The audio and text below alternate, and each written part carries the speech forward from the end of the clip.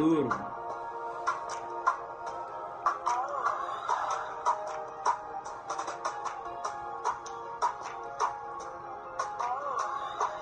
Aí você vai entrando aí e vai convidando seus amigos, né?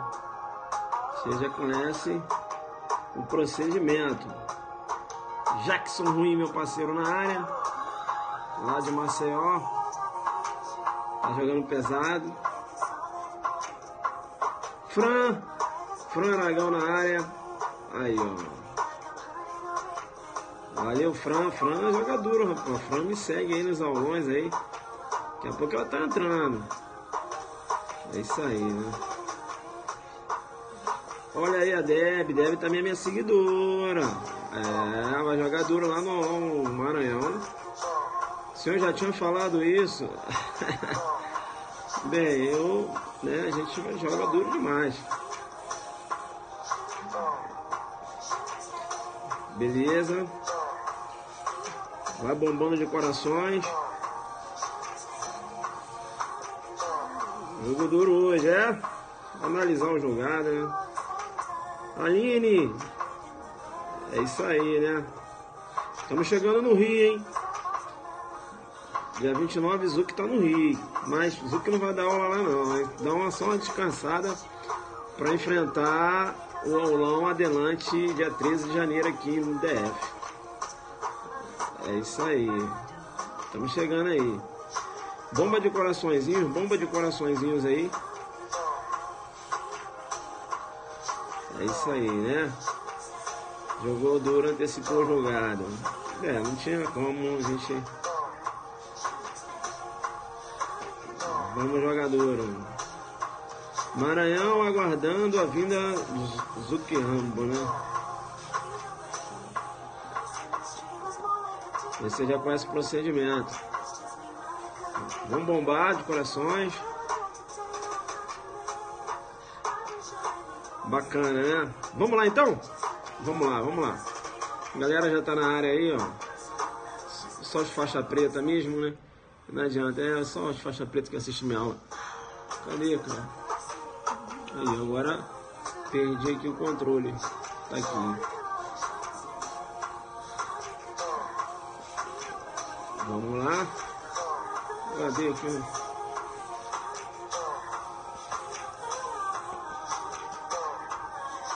Ué.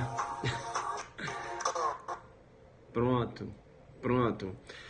Eu vou te chamar no Perceba e dizer o seguinte, né? Veja que o HC 149-450 DF, né? Julgado agora no dia 21, não é isso? No dia 21, é muito importante, né? Deu uma balançada aí nas redes, né? Jogando duro demais, deu uma balançada nas redes aí, porque veja, após a lei 13.497, né? Após a lei 13.497, que incluiu lá na rol dos hediondos o porte ou posse ilegal de arma de fogo de uso restrito, e aí você entende que entra no bojo, né, dessa figura típica, tanto acessório e munição, não é isso? Então inseriu lá no rol dos hediondos. Então, veja, em tese, né, você visualiza aí o porte de munição de uso restrito, né, como um delito hediondo, não é isso? Bem, o que aconteceu, né? Logo quando saiu essa lei, eu fiz minhas ponderações, que eu não vou fazer agora. Eu falei que a hediondez vai se aplicar só ao caput, e ainda falei mais. Olha, quando se tratar de munição, se for em pouca quantidade, o STF vai afastar a hediondez para aplicar o princípio da insignificância. Falei ou não falei? Falei ou não falei? Né? Aí todo mundo, o STF aplicou o princípio de insignificância na munição de uso restrito, bombar nas redes, não, né? Não, né? Tem que acompanhar julgado. Veja, mais uma vez aplicou, porque eu tenho 3 julgados do STF aplicando o princípio da insignificância no porte de munição, seja de uso permitido ou de uso restrito. né? Eu aqui vou mencionar. Veja que no HC, tá aqui o HC, tinha separado, ó, o HC 133984, da ministra Carmen Lúcia, né? Falava, aí a munição estava figurando como pingente, aplicou o princípio da insignificância. Eu tive a aplicação do princípio da insignificância no HC 132876, ministro Ricardo Lewandowski, aplicando o princípio da insignificância numa munição de uso restrito. Aplicou o princípio da insignificância. E uma última decisão, o ministro Ricardo Lewandowski também, aplicando o princípio da insignificância no porte de uma munição de uso permitido, calibre 22. Eu tenho 3 decisões. Eu falei para vocês, princípio da separação dos poderes. Não adianta o legislador andar lá, né, no que a gente chama de síndrome de Alice no direito penal, não é isso? Achando que vai resolver tudo, criando tipo penais, né? Veja, com direito penal midiático.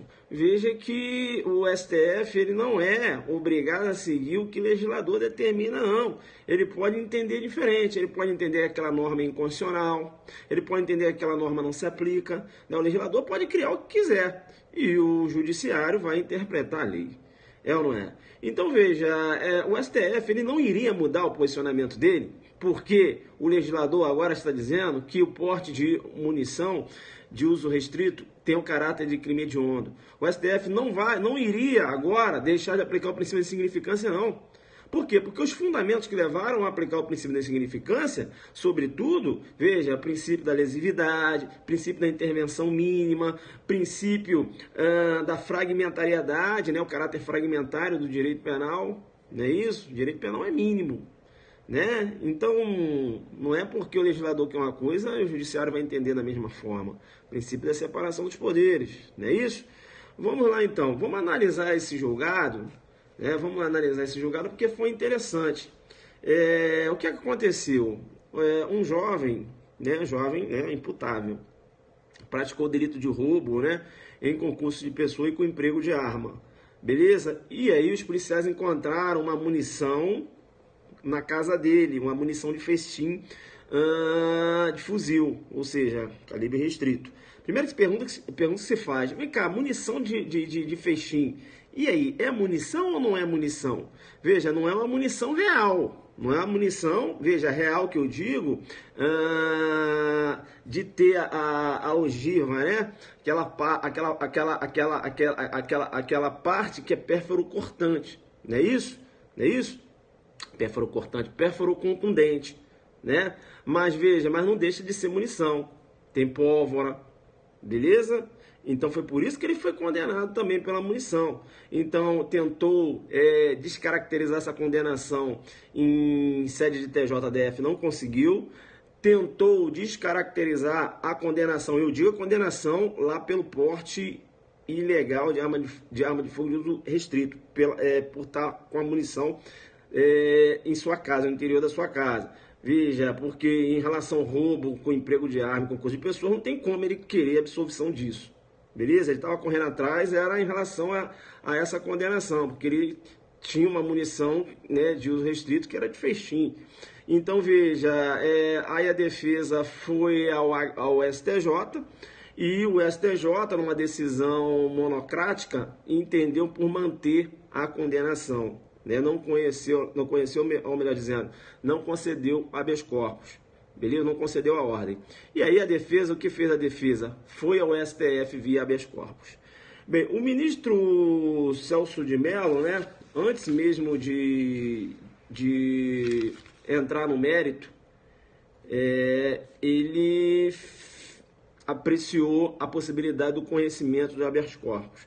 O ministro Celso de Mello entendeu o seguinte, que ele não poderia conhecer a decisão, não poderia conhecer, ou melhor dizendo, não poderia conhecer o habeas corpus, né, para julgá-lo. Por quê? Porque esse habeas corpus foi impetrado em face de uma decisão monocrática. E é firme a jurisprudência no STF da não possibilidade do conhecimento de habeas corpus quando o habeas corpus é ofertado, não é isso? Em face em face de decisão monocrática de ministro do STJ. Bacana? Tranquilo. Só é possível o conhecimento de habeas corpus quando essa decisão ela for em face do colegiado, né? Então, veja, do colegiado é uma coisa, em face de um ministro, uma decisão monocrática não, porque aí estaria materializada a supressão de instância. Beleza? Tranquilo. Muito embora o ministro entendeu que não poderia conhecer do habeas corpus, ele colocou na decisão dele o seguinte: olha, eu não posso conhecer do habeas corpus, mas é firme também o posicionamento nessa corte, né, lá no STF, no sentido de que se há uma notória ilegalidade, eu posso não conhecer do habeas corpus, mas eu posso conceder de ofício a ordem. Entenderam ou não? E qual foi o entendimento? O ministro entendeu o seguinte: olha, essa conduta de ter uma munição, né? Veja, uma munição, mesmo que seja de uso restrito, é uma munição de festim que não oferece qualquer lesividade, não tem qualquer potencialidade lesiva. Veja, essa conduta ofende, né, o caráter subsidiário do direito. Não é isso? Essa conduta se opõe ao princípio da fragmentariedade. Essa conduta se opõe ao princípio da lesividade. Entenderam ou não? Então, veja, o ministro entendeu que ali estava caracterizada uma notória ilegalidade. Tá certo? E resolveu apreciar o contexto fático no sentido de conceder a ordem de habeas corpus e absolver aquele agente pela prática do delito de porte ou posse ilegal de arma de fogo de uso restrito, né? Porque ele estava lá com uma munição de uso restrito. É importante que quando o ministro cita a lesividade, ele fez referência, né? Fez referência no julgado a 3 julgados do STF que trataram de assuntos similares. E esses 3 julgados do STF que trataram de assuntos similares, não é isso? Veja, são aqueles julgados que eu tinha mencionado para vocês, né? Que eu acabei de mencionar para vocês aqui. E ele falou assim, olha,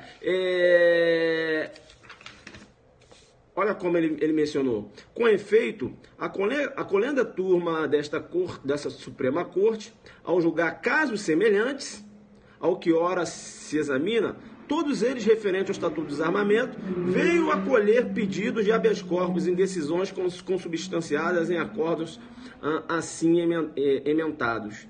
E aqui ele cita as 3 decisões. Ou seja, ele fala em casos semelhantes, né, que não foi verificada a potencialidade lesiva, porque, veja, e aí ele menciona, ele fala o seguinte, olha, o fato de uma pessoa possuir uma munição sem a arma, essa conduta ela não oferece lesividade, não é isso?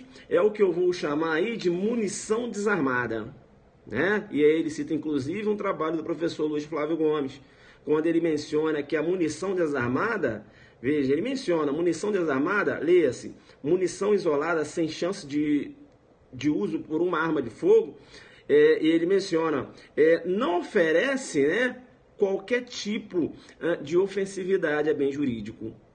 Não é isso? Então, veja, quando ele trata da lesividade, ele faz referência ao que eu chamo aí de munição desarmada, né? O que vem a ser denominada munição desarmada. Você não tem a arma desmuniciada? Sim ou não? É a arma sem munição. E munição desarmada? Munição desarmada é a munição sem a arma. Então, a munição desarmada não oferece qualquer tipo de ofensividade a bem jurídico. Porque o que o cara vai fazer com a munição? Não é isso? Agora, veja, a arma não está ali, apenas foi uma munição encontrada na mão daquele agente. Entenderam ou não? Então, importante essa decisão do STF nesse sentido.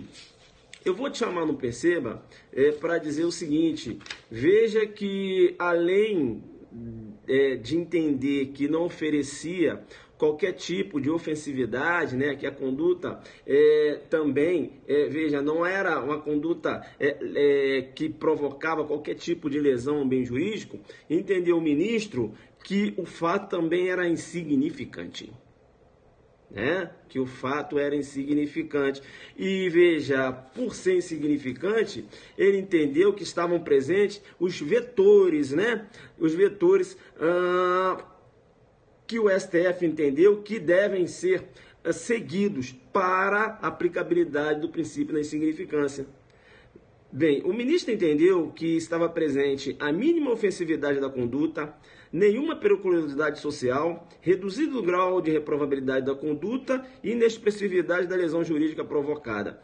Agora, olha só que interessante. Se ele entende que eu tenho aí o reduzido grau de reprovabilidade da conduta, como eu posso entender que o porte ou posse ilegal de arma de fogo, né, de arma de fogo, aí no que se refere à munição, né?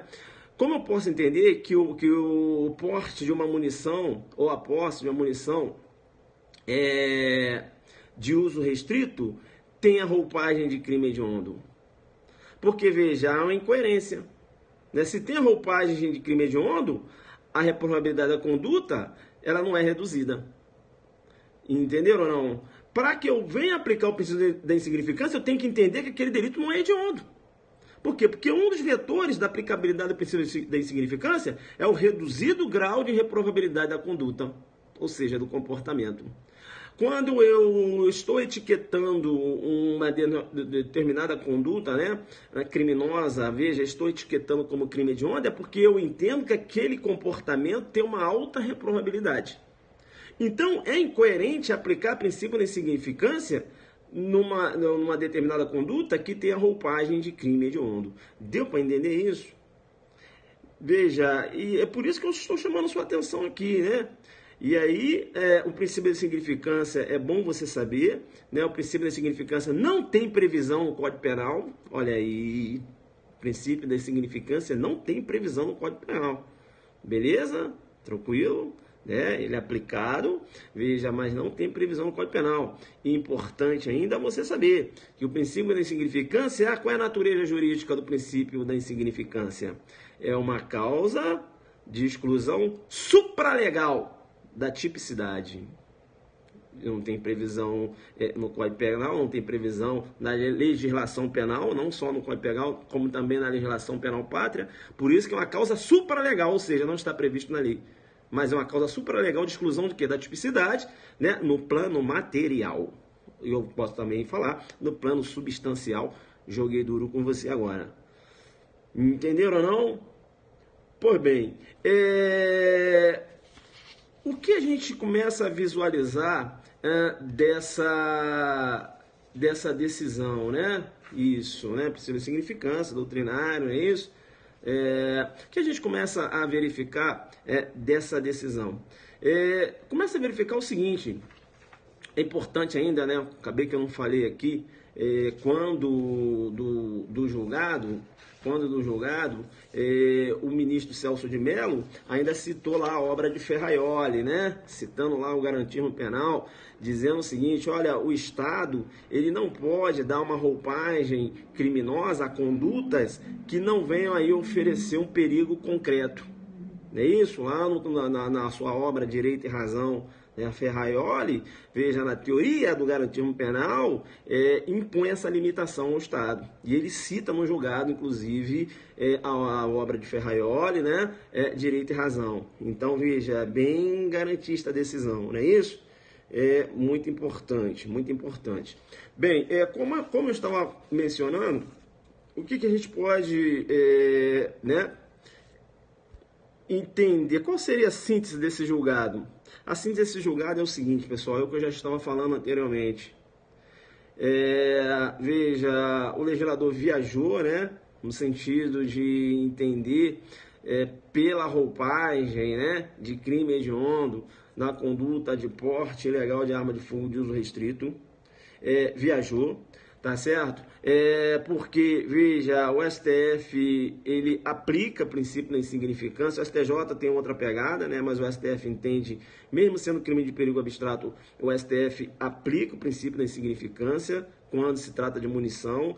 O STF já tinha aplicado essa concepção em casos similares anteriormente, Não é isso? Aí saiu a lei dizendo, ó, agora é hediondo o STF. Para mim não interessa. E aí, que é hediondo? Não, para mim, veja, é hediondo, mas aqui eu acho que não.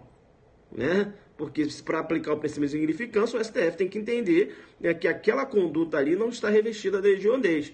Porque um dos requisitos para a aplicabilidade do princípio de significância é o reduzido grau de reprovabilidade da conduta.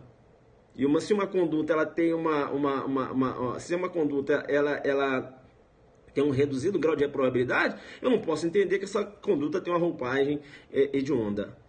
Deu para entender isso? Entenderam ou não? Bem, qual a conclusão que eu já tinha falado antes, né? Antes mesmo de sair essa decisão, qual a conclusão que você chega? A conclusão é o seguinte, pessoal. Eu entendo que o STF ele vai afastar a hediondez quando se tratar de acessório e munição. Isso eu já tinha falado para vocês, lembram? Falei ou não falei para vocês? Bomba de coraçõezinhos aí. Eu não falei, vai sair uma decisão do STF em que o STF vai afastar a hediondez e vai aplicar o princípio da insignificância quando a gente for acusado, né, condenado no porte de uma munição de uso restrito. Falei ou não falei isso? Né? Se está na área aí, aqui as mensagens não estão chegando aqui. Não é isso? Bem, tá. Aí você vai falar assim, professor, mas a munição era de feixim. É por isso que ele fez alusão ao princípio da lesividade. Não, beleza. Veja, se você lê o julgado, aí você tem que ler o julgado, nem ementa não. É o julgado todo aqui, ó. Nem ementa não. Ementa é só aquilo ali que o pessoal fica publicando na internet. Lê o julgado. Se você ler o julgado, você vai chegar à seguinte conclusão. Mesmo que fosse uma munição real, o ministro Celso de Mello iria aplicar o princípio da insignificância. Porque a todo tempo no julgado, ele lança a mão de obras que citam lá o princípio da lesividade, o princípio da ofensividade. Em todo julgado, ele cita diversas obras, Ferraioli, Luiz Flávio Gomes, né? Veja, ele cita, né? Professor César Roberto Bittencourt, muito citado aqui nesse julgado, beleza? A ementa é muito resumida, né? Entendeu? Porque se você só ler a ementa, aí você vai falar, professor, é claro que ele entendeu pela ausência da lesividade, porque era munição de feixim. E se fosse uma munição real, acho que ele não aplicaria. Aplicaria sim. Tanto aplicaria que para aplicar o princípio da insignificância no que se refere a uma munição de feixim, ele fez alusão a 3 julgados que aplicaram o princípio da insignificância a uma munição real. Entenderam ou não? Entenderam? Ele fez referência a 3 julgados. Beleza? Tranquilo? Então, é isso, né? Então, veja, as pessoas tomaram um susto, né? E agora a possibilidade do princípio da insignificância, no porte de munição de uso restrito. Meu Deus! O STF! O STF não, o STF deu 3 decisões nesse sentido. Qual a novidade? Aí fica todo mundo aí, sabe? O pessoal parece que não estuda julgado. É a linha que está... Eu falei, o STF vai seguir essa linha, eu falei isso há cerca de um mês atrás, né? E você, quando saiu a decisão, você lembrou da live. Quem é que lembrou da live? Agora, eu falei quando ainda não tinha decisão do STF, não. Eu botei a cara e falei, STF vai aplicar o princípio da significância no porte de munição de uso restrito. Pode esperar. Né? E tudo bem, que isso, agora é hediondo, como? Como vai fazer isso? Esse cara tá doido, tá dando bisu errado, não sei o quê. Falei, tudo bem. Como é que eu vou dar bisu errado se há decisões reiteradas nesse sentido? Ele agora vai deixar de... Não. Entenderam? Então, vai apagar para os argumentos que outrora teria utilizado? Não, então, não tinha como, né? A tendência é essa. Bem, isso é importante, porque numa redação de prova, pedir uma redação de prova para falar do Estatuto do Desarmamento, você cresce em cima do examinador. Se você demonstrar o posicionamento do STJ, STJ não quer nem saber de princípio de insignificância em porte de munição, tanto é que manteve a condenação. STJ é o seguinte, é crime de perigo abstrato. Não tem essa, pode, né? Não é munição de feixinha, é munição, pau. É uma munição, crime de perigo abstrato, pau. Aí o cara tem que correr lá no STF. Beleza? Então, numa redação de prova, né, você demonstrando a alteração legislativa que ocorreu, incluindo o porte ilegal de arma de fogo de uso restrito, né, e aí abarcando munição e acessório, lá no rol dos hediondos, não é isso? Você citando isso numa redação, falando inclusive que o STJ é firme no sentido de que o porte de apenas uma munição configura infração penal, não há possibilidade de aplicação do princípio da insignificância, né? E aí você menciona, né, se tratar de crimes de perigo abstrato. No outro giro, no que se refere à munição, o STF, veja, agora, né, externou a quarta decisão, né, entendendo pela possibilidade, né, e aí fazendo alusão ao princípio da lesividade, não é isso? E aí você alerta, olha, muito embora a lei tenha sido publicada, né, veja, agora o porte ilegal de munição de uso restrito tem essa roupagem de crime hediondo, em tese, o STF vem aplicando o princípio da insignificância, ou seja, indiretamente o STF vem afastando a hediondez quando se tratar de munição, né? Digo de pouca munição, quando há necessidade de aplicação do princípio da insignificância. Porque ele não pode aplicar o princípio da insignificância num crime que ele entende que é hediondo, porque é incoerente. Porque para a aplicabilidade do princípio da insignificância, a reprovabilidade da conduta tem que ser reduzida. Como que eu vou aplicar o princípio da insignificância num crime hediondo? Já viram isso? Eu nunca vi. Ou é hediondo ou não é. Bacana, tranquilo. Bem, eu continuo no meu posicionamento. Eu tenho certeza não, né? Nem vou falar assim. Mas veja, há uma grande probabilidade do STF afastar a hediondez quando se tratar lá do parágrafo, não é isso? Parágrafo único. Eu acho que o STF vai manter a hediondez só no caput e digo mais. Vai manter a hediondez só no caput quando se tratar de arma de fogo. Porque quando for munição acessória, vai afastar a hediondez. Olha só o que eu estou dizendo, né? Tudo indica. Beleza, pessoal? Tranquilo, né? Aqui eu não vou retornar para falar aqui da questão da Lei 13.497, porque eu já falei, né? A gente fez aí um debate acerca dessa lei. Tranquilo? Pessoal, então era isso que eu queria falar para vocês, né? A gente aqui conversou rápido, falou um pouco aqui em relação a esse HC, né? Que ele não foi conhecido, mas o ministro Celso de Mello ele concedeu a ordem de ofício, né, por se tratar aí de um caso de notória, né, ilegalidade. Ele entendeu que era notória ilegalidade, por isso concedeu a ordem de ofício. Mas ele não conheceu do habeas corpus. Por quê? Porque esse habeas corpus foi impetrado em face de decisão monocrática e o STF não conhece de habeas corpus impetrado em face de decisão monocrática de ministro do STJ, somente decisão colegiada. Beleza? Então ele não conheceu, mas concedeu de ofício. Deu para entender também essa questão aí do conhecimento do HC, que o STF não conheceu, porque estava sendo impetrado em face de decisão monocrática, mas por visualizar a notória ilegalidade, porque era uma conduta, veja, que não oferecia qualquer tipo de ofensividade, entendeu por conceder a ordem de ofício, né? Tranquilo? Bacana, né? Deu para entender. Jogou duro demais? É isso aí, então. Beleza, pessoal? Então, apertada a síntese, né? A gente tinha isso para falar. Veja, jogando duro ainda. É importante ainda, né? Mencionar o nosso aulão Adelante. Aulão Adelante, inscrição lá no site, no www.adelante.net.br, né? Aulão Adelante Delegado Maranhão. Aulão Adelante Delegado Maranhão. www.adelante.net.br. A pegada é essa. Vou falar desses 4 julgados lá no aulão, beleza? Vou falar da STJ. Bem, vocês perceberam ontem a gente resolvendo questões do CESP, e eu já tinha falado ontem, olha, o STF vai manter essa concepção de aplicar o princípio da insignificância quando se tratar de munição, mesmo que seja de uso restrito. Ontem mesmo eu tinha falado, não é isso? E aí tá aí nas redes aí bombando, todo mundo desesperado, todo mundo, deixa eu publicar aqui para o aluno ficar doido.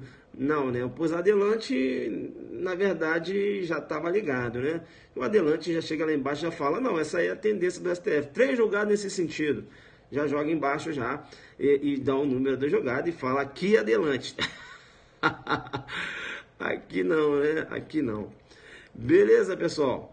Bem, pessoal de Brasília, nosso encontro lá no dia 13 de janeiro, né? 13 de janeiro aqui em Brasília, na LBV, nosso aulão para a Polícia Militar do Distrito Federal. O jogo vai ser duro demais, né? Preparei as questões ali, estão bombando. Veja, olha, eu estou segurando o primeiro lote, pessoal de Brasília. Corre lá, hein? Nosso aulão agora, dia 13 de janeiro.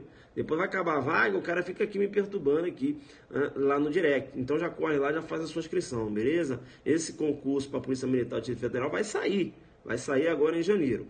E pessoal lá de Goiânia, dia 20 de janeiro, estaremos em Goiânia resolvendo questões de direito penal, parte geral, em teoria e exercícios, né? Um aulão que eu dei aqui em Brasília, eu vou dar lá em Goiânia, 20 de janeiro. Aí entra em contato com o telefone 62 98541 3031. E o pessoal do aulão Adelante, delegado Maranhão, a pegada essa daqui de jurisprudência, né? A gente vai bater muito em cima da jurisprudência lá, questões em cima da jurisprudência. Vou pegar questões anteriores agora da prova de Goiás também e da prova de Mato Grosso do Sul, né? Dar uma analisada lá. Vou montar questões também. Veja, a gente vai fazer um material top, né? Você já sabe que o material do aulão Adelante são mais de 300 itens, né? Mais de 300 itens. Certo e errado é por aí, né? 290, 280. Quem foi sabe que a pegada é essa. Beleza? Então, veja, não tem muito para onde o examinador correr, não. Tá? Entra lá no site no www.adelante.net.br. Primeiro também quero agradecer o pessoal que está fechando com a gente, porque eu acho que até semana que vem a gente vai fechando o primeiro lote lá do pessoal do Maranhão. Beleza, pessoal, no boca a boca aí, realmente não deu para fazer tanta propaganda, mas o boca a boca foi maneiro, porque tá bombando o site. Beleza? Hoje tem live com questões do CESP? Não, né? Hoje a gente fez essa live aqui, só para dar uma debatida. Beleza, né? Tranquilo? Depois a gente faz aí, porque me pediram para fazer essa live, né? Então, veja, preparei aqui os julgados, dei o julgado para vocês. Anotaram os julgados aí? Vocês querem os julgados? Querem os julgados que foi aplicado o princípio da insignificância no porte de munição pelo STF? Anota aí. Eu vou te passar de novo. Qualidade da aula não tem retorno. É claro, né? Não é porque eu faço... que vocês até conhecem, né? Vocês até conhecem, né? Olha, professor, fala aí que eu gosto quando você fala. Posso falar? Pode. Não é porque eu faço de graça, gratuitamente, que eu faço de qualquer jeito, né? Eu tenho amor pelas coisas que eu faço. Beleza? Não me interessa se eu não estou ganhando nada. Eu estou ganhando aqui o sorriso de vocês, eu estou ganhando a aprovação de vocês, estou ganhando a felicidade de vocês. Isso me deixa feliz. Pronto, acabou. Né? Se eu quero ajudar, né? Tem muita gente tem gente chateada com o Zuc aí, sabia disso? Muita gente chateada com o Zuc aí. Muita gente falando que não gosta do Zuc, né? Teve uma aluna, né? Vou contar aqui uma fofoca. Vamos contar então. Tem uma aluna que falou, aí ficou chateada com alguma coisa, né? Aí se aborreceu comigo. Aí falou lá que é por isso que tem um monte de professor que não gosta de mim. Filho, veja, bem, eu falei assim, mas olha, eu não tenho como agradar todo mundo não, né? Rapaz, tem não sei quantos seguidores, né? Veja, o professor tem o direito de gostar de quem ele quiser, da esposa dele, da filha dele, né? Veja, né? Eu não tô nem aí, tô nem preocupado, entenderam ou não? Não tô nem preocupado que, porra, sabe como funciona? Eu não fico aí babando ovo de ninguém, não. Eu faço meu trabalhinho aqui, agora quer gostar, gosta, não quer também, problema é dele. Beleza? Não sei se ela inventou essa história, enfim, mas fica aqui já a mensagem, né? Se não inventou, tá aí a história, então. Eu não tô nem aí, absolutamente. Beleza? Tranquilo. Tá. O que eu vou falar agora, cara? Zuc, porque vocês enchem os aulões sem ser curso? Mas eu trabalho para isso, né? Eu trabalho para isso. Trabalho, faço minhas lives. o aluno sabe que eu trabalho sério, o aluno vai na minha aula, tem água, tem café, na minha aula eu não deixo o professor ficar risadinha com o aluno, tem reunião, eu falo, ó, não é para ficar rindo para o aluno não quer rir não. O aluno que vem no meu aula ele quer jogar duro, não quer música, não quer nada. Ele tá lá para resolver questões, entenderam? Então é isso, pô, vou fazer o quê? Né? Eu não sou curso mesmo não, e encho lá o aulão. Ah, mas eu vou fazer o quê? Eu tenho culpa? Não tenho culpa de nada, meu irmão. Vambora, deixa de zuco e desabafo aqui, né? Eu fiquei chateado com isso. Tem mais ou menos, né? O garoto, ninguém, quem tem mãe de prefeitura que ninguém devia ter. E aí? A minha cara de preocupado com isso. Professor, você ficou preocupado mesmo. eu fui bolado, falei assim, rapaz, eu vou dar uma risada, mas rapaz, tem cada um. Vamos lá. Isso. Cadê? O que eu ia falar agora? Então, aí, ó, tirou até meu raciocínio. Aulão. Tá, número do julgado, tá vendo? É por isso que eu falo, bicho, eu não posso perder minha química, né? Não vai perder a benção. Eu já ia perdendo a benção aqui, tá vendo? Fui aqui dar uma aloprada. Vamos lá, no número dos julgados, em que foi aplicado o princípio da insignificância na munição por STF. Não é só esse, não. Eu vou te passar mais aí. Anota aí. Primeiro, a nota do pingente, que querendo ou não, aplicou o princípio da insignificância. HC 133984. HC 133984, segunda turma. Lembra daquela do pingente? O julgado é esse aí. Bem, tá, vamos lá então. Bacana. Tá. 133984 já passei, né? Já. Tá aqui, professor. Beleza. Segundo, pra tu citar na prova, né? Segundo. Até pra você ir lá dar uma lida. HC 132876 DF. HC 132876 DF. Ministro Ricardo Lewandowski. Esse primeiro que eu te dei aí é a ministra Carmen Lúcia, lembra? Ministra Carmen Lúcia do Pingente, que eu já te dei agora. Esse que eu tô te dando agora, que é o HC 132876, ministro Ricardo Lewandowski, é de uma munição de uso restrito, que não era nada de festim, real, beleza? Aplicação do princípio de significância.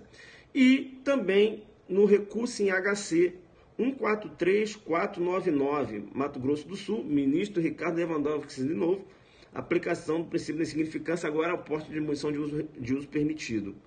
Beleza? Tá, 3. E tem esse agora, né?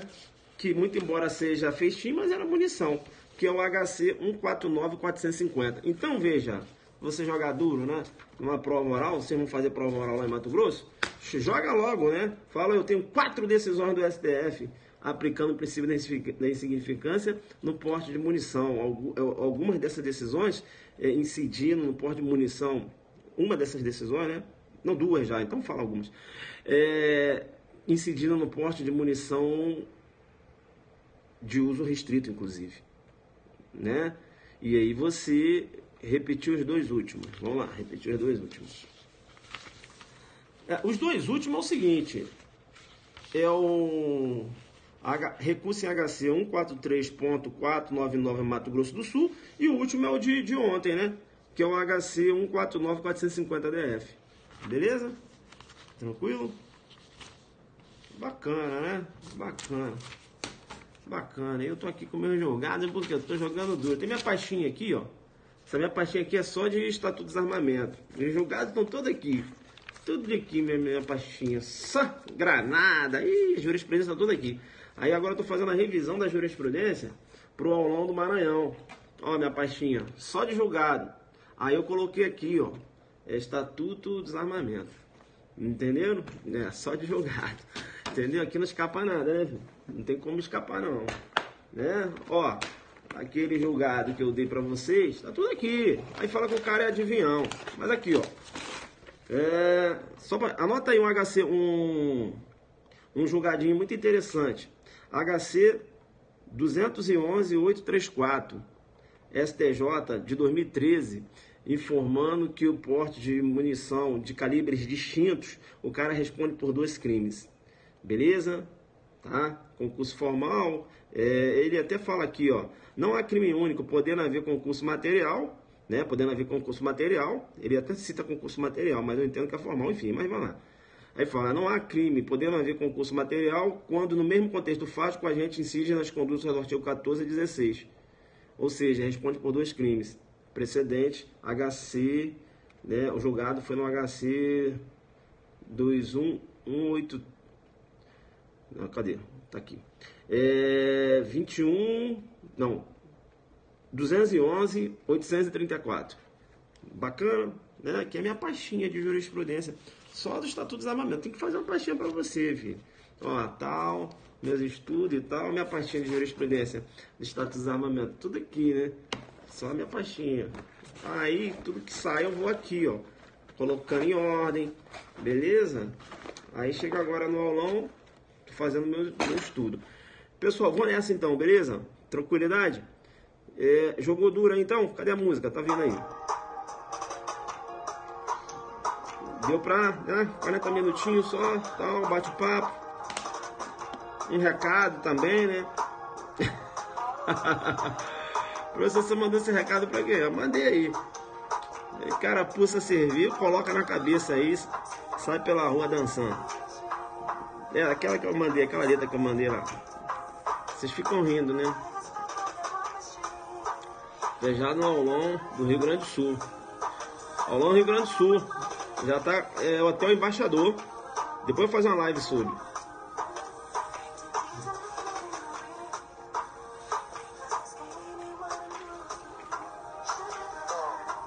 Show de bola. Excelente, mestre.